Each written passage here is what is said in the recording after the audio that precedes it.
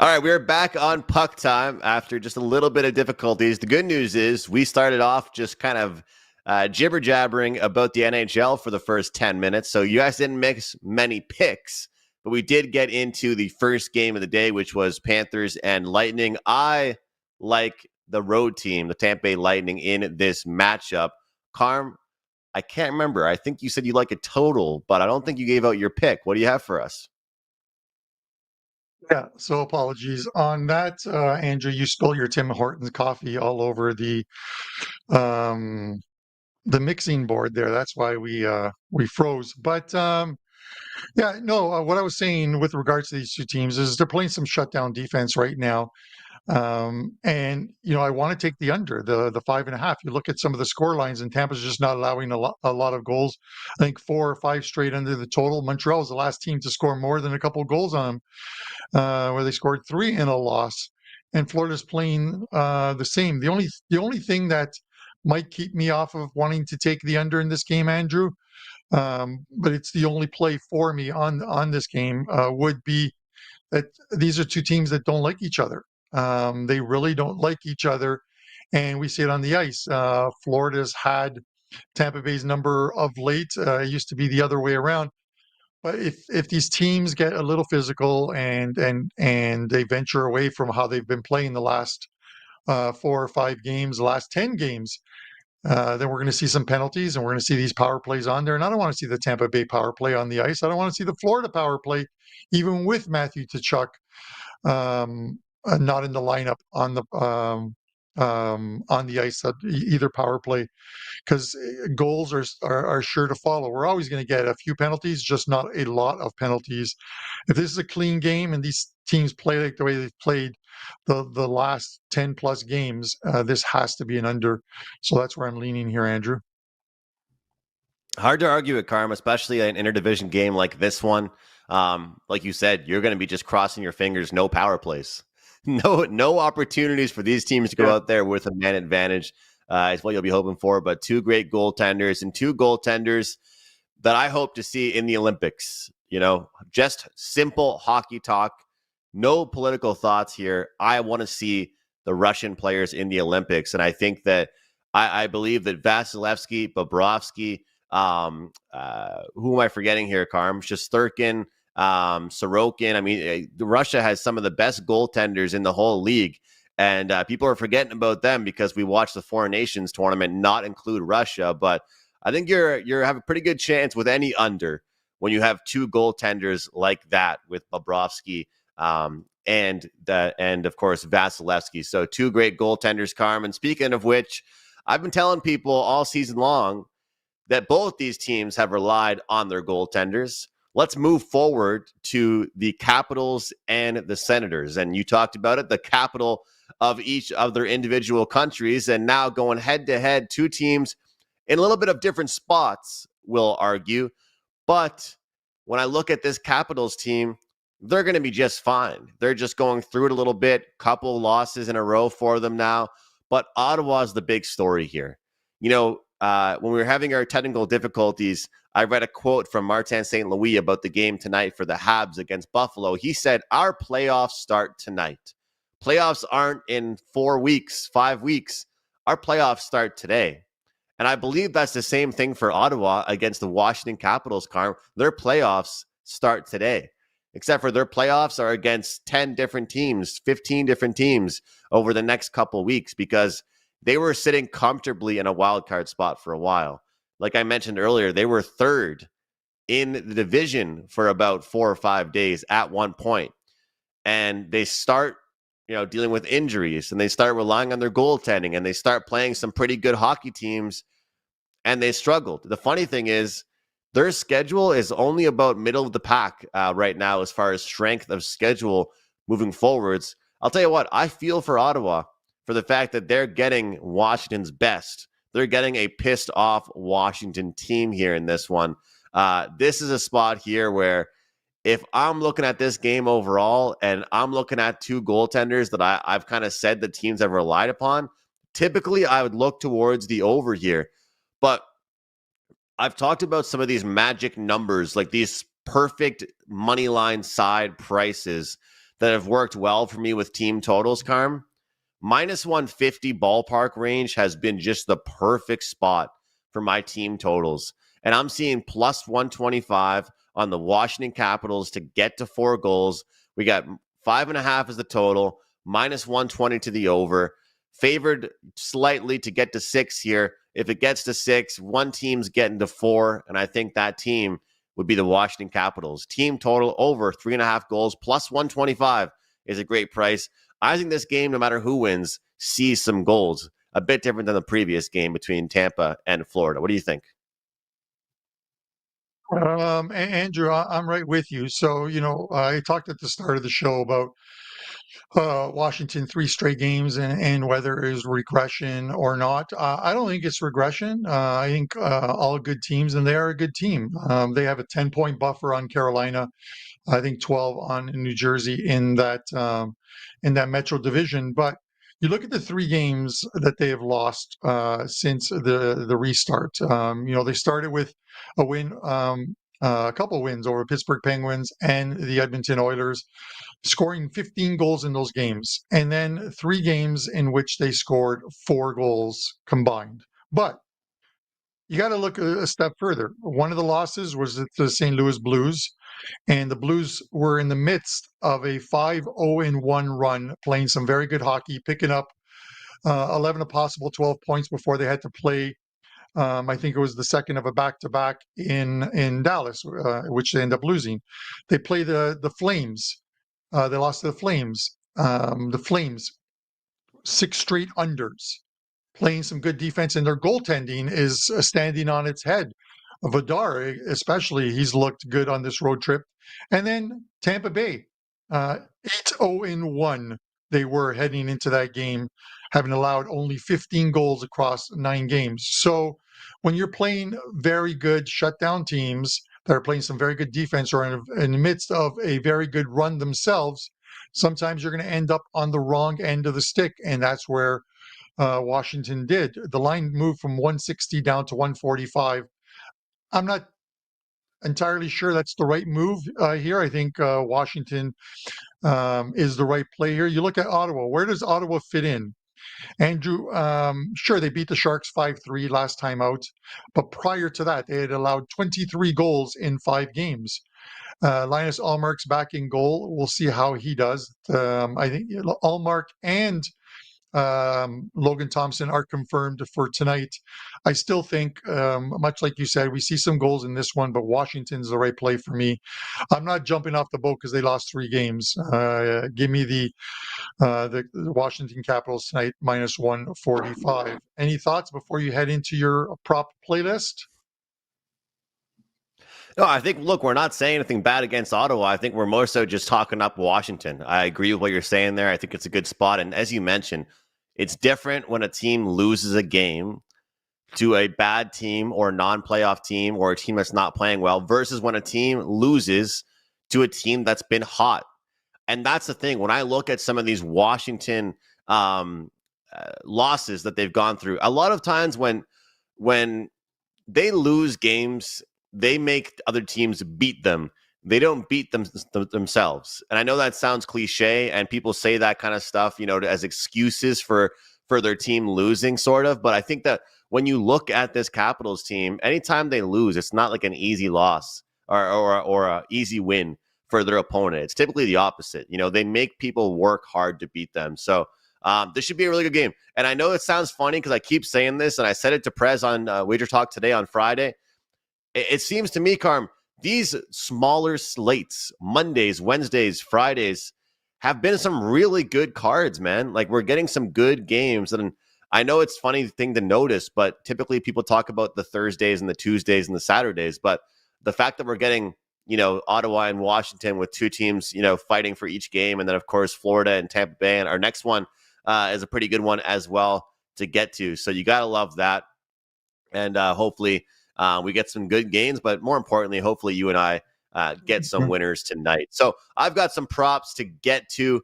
Before I get to them, first of all, I'll thank you guys that joined me on Friday with that promo code I had for my full NHL season. That promo code, of course, being HatTrick5. We have extended that. That is still available Hat Trick 5 will get you guys my full entire NHL season plus playoffs for $2.99. Hat Trick 5, the promo code, guys. You're going to get sides, totals, props, team totals, futures, every single play I release. The 5% have been absolutely money. You're going to get all my 5% plays I release for the whole entire season. And $2.99 is the price. So obviously closer to playoff time, we're going to have playoff specials. We're going to have playoff plus other sports specials. The best thing to do is to get involved right now, early on in the month, and join me over at WagerTalk with that promo code HatTrick5, $2.99 for the full season. The first prop I'm going to look at, Carmen, I just have two. They're both shots on goal props. There's going to be Brady Tkachuk over 3.5 shots on goal, minus 115 for the Ottawa Senators against the Capitals. We just spent a handful of minutes talking about the matchup for the Senators versus the Washington Capitals. And the fact is, sometimes your best players just have to be your best players. Sometimes your guys have to be your guys. We talked about how some of these games are playoff games already for teams like Ottawa. This sure should feel like a playoff game for the Ottawa Senators. Every game for them is them trying to make the postseason, clock in that last spot of the wild card. Tkachuk has gone over 3.5 shots on goal in 4 straight games. You got to think the confidence that he got from playing in that Four Nations tournament. Some might argue he was one of the best players on that Team USA roster on the Four Nations tournament. So I'm very impressed with what I saw. And I think that he's certainly somebody we should be betting on. And I'm going to look at one more shots on goal prop, and it's going to be Uri Slafkovsky over 1.5 for the Montreal Canadiens. Carm, I know I've talked about this guy a handful of times on PuckTime over the last few months. The fact is he has looked like a little bit of a different player since the Four Nations break. He came back with some confidence. Unfortunately for athletes, it's not all about the play on the ice. It's very mental. Your confidence is a big thing, and his confidence since coming back from the break has been extremely high. A lot more forechecking, a lot harder hits, and just being a lot more involved in the play. He went over this number against Ottawa. He went over this number against Carolina, San Jose, and in the last meeting on Saturday night against Buffalo. And again, all we need is just 2 shots on goal. Feeling great about these guys. We got 2 player props. And again, that promo code you guys can get over at wagertalk.com. So, Carm, I think that player props right now, we're kind of getting into that point of the year. People that are betting on player props, that you're probably okay to be betting on the star players. You know, if it's like the middle of December, kind of like the dry time of the year, that's when kind of like the no-name guys start to score, right? I mean, the guys that, you don't really expect to. If you're betting player props, it can kind of throw you off a little bit. But right now, your best players are your best players. And I think that you and I would be remiss not to mention Jack Hughes going down yesterday for the New Jersey Devils in the Metropolitan Division. Some are speculating he could be out for the year. Some are speculating it could be a few months. When it comes down to it, he is the heart and soul of that team. And I think right now your leaders step up the most in this time of the season. I saw people tweeting out bets immediately after the injury for the Devils to miss the playoffs. That's how much people think that the Devils value a player like Jack Hughes and rely on a player like Jack Hughes. But certainly a time of the year where the big players step up, and obviously a big loss there for the Devils. No, it certainly is, and you don't want to see it happen. But if it was going to happen, I guess it's good that it happened before the trade deadline, so they can make moves if the cap allows them to, or if what they've stockpiled as far as like any draft picks allows them to, because there's teams that will be part of like a 3-player team deal, like Chicago has done, where and San Jose has done, where they'll eat up a part of a player's salary in order to get those draft picks. So we'll see what happens with New Jersey, because they're one of the teams that at full strength and with better goaltending this year than they had last year, they have a shot at making a run in the playoffs, but they need everybody there. They're a team that needs every single person in that lineup. They can't have anybody on LTIR or injured and missing games. Andrew, in your prop segment, you talked about unlikely players scoring. Well, Eli Sorokin scored a goal. He did not know he scored a goal. I'm not sure if you knew that. It literally deflected off of him last before it went into the net the other way. So he is credited with the goal. So he's only one goal behind Rempe of the New York Rangers, who they play tonight, as far as goals scored in the season. But it should be Sorokin, should be Shesterkin in goal, minus 115.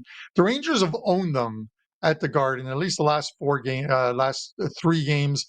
Five if you look at five if you look at the last 10 games that they played against each other, but 2 of those were preseason. Those don't count. But this season, 5-1 and 5-2. 5.34 XG created in that 5-1 game, 7.93 XG created in that 5-2 game.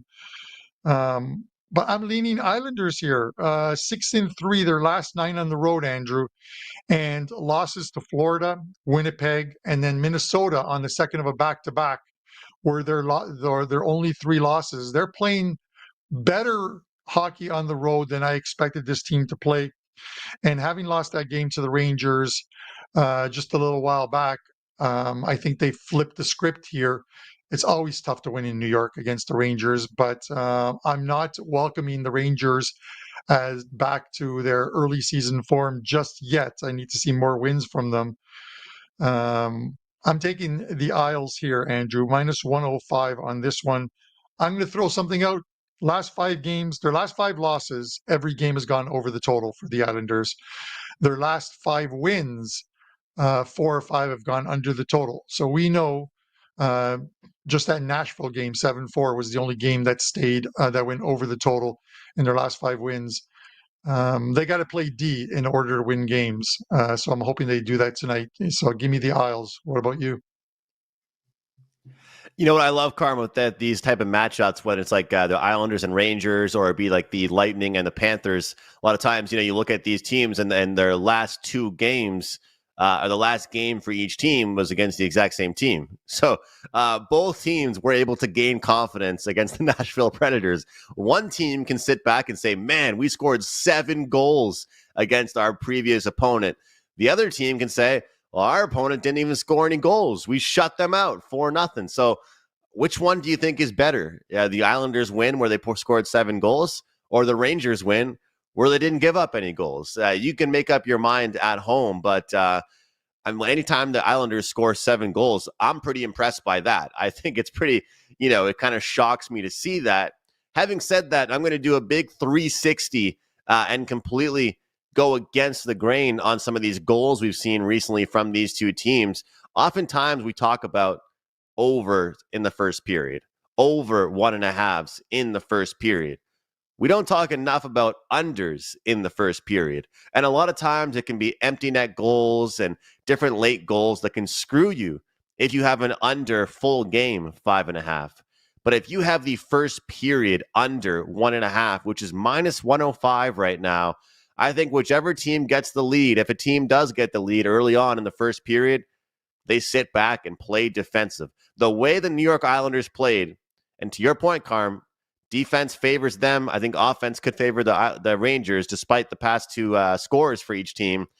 If they'll protect that lead, I'll be impressed, and I'll be happy with my under 1.5 in the first period. I think both teams realize defense is the key for this one here.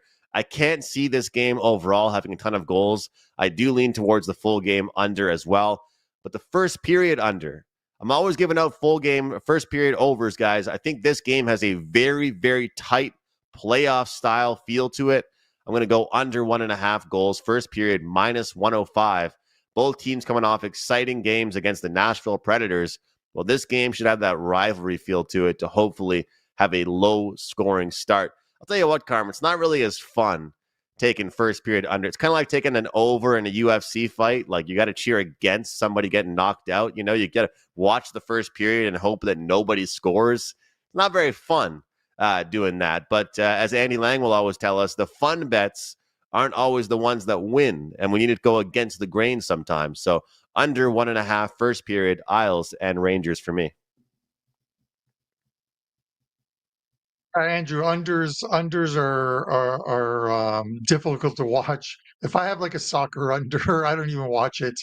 I know when the game starts, and I literally will check in every 30 minutes or so. I'll check the app, hope to see 0-0, check the halftime score, and then I'll check the score about 10 minutes till the end of the game to see if I need to turn it on and sweat it. But it's tough, especially first periods are tough. It seems if I take a first period under, there's a goal 17 seconds into the game, and it just you're like, are you shitting me on this? Sometimes the goals come and you don't expect them there. Which I'm just going to comment on this one before we get to the free plays real quickly. But Andrew, the Sabres and the Canadiens play. The Sabres and the Canadiens played tonight. The Sabres goaltending in all three games against Montreal, all three losses, has been absolutely abysmal. 7-5, Montreal wins the first game. 7 goals on 3.19 xG generated. Then they win 6-1. They generated only 3.27 xG, and then 4-2 Montreal win last time out for both these teams. So this is the second of a back-to-back. 2.45 xG created. They're taking their opportunities and putting it into the net, whether it's empty net goals or not, and finding a way to win. But with that said, I don't think the Sabres are going to get swept by the Montreal Canadiens this season. So that's what I'm taking as the show best bet. I'm taking the Buffalo Sabres to bounce back off of a couple of losses. That one against Montreal was about as close as you can get, at least from an analytics point of view. The Sabres were 3.8 to 2.45 xG. They held the advantage. It should have been 4-2 the other way, but unfortunately it was not. You got to win the game on the ice. I'm taking the Sabres minus 110 tonight to against Andrew's Montreal Canadiens, who are the playoffs start tonight for them, apparently.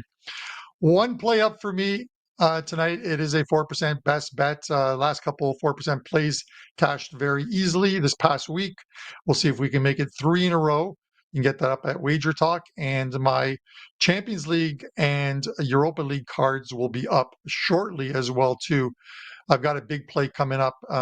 So pick up that 3 or 7 day all access and take advantage of the next 7 days. It's going to be a busy and big one for me. Good luck, Carm. Besides on your Sabres pick, good luck on everything else you do in life. Besides when you bet against the Canadiens, you know how it is. But always cheering for you. But that should be a good one. And again, all kinds of great games tonight. Guys, I've mentioned it quite a bit here, but that promo code for me, HatTrick5, is the best one. We talk about long term. Really trying to pick my spots this year in the NHL. That's been the thing for me. Trying to pick my spots. Sure, there's been some nights where I could have released 5 or 6 plays, and it would have been a great night, but it very well could go the opposite. So picking my spots, low volume, kind of selecting those best bets have been really profitable for me. Number one, with 4% and 5% plays combined at the websites this year. We're ditching those small plays, all right, guys? You join me with that promo code HatTrick5. You're going to get all my best bets, 5% plays, and my future bets as well at WagerTalk. My best bet for the show is going to be first period over, Hawks and Kings. All right, the LA Kings are off 3 losses in a row against pretty good teams.